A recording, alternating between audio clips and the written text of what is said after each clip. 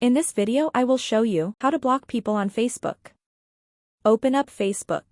Go find the person on Facebook you want to block. I will find a random person.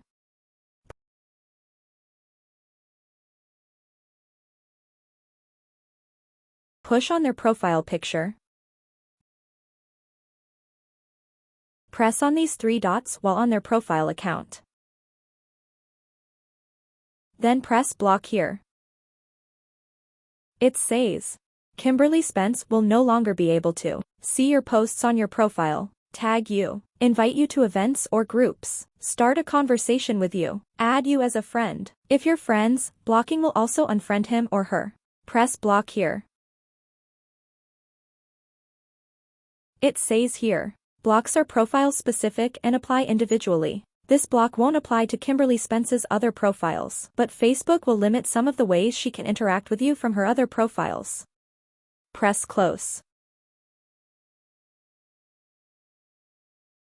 We can no longer see this person's account. And they can no longer see yours. And that's how you do it, guys. How to block people on Facebook.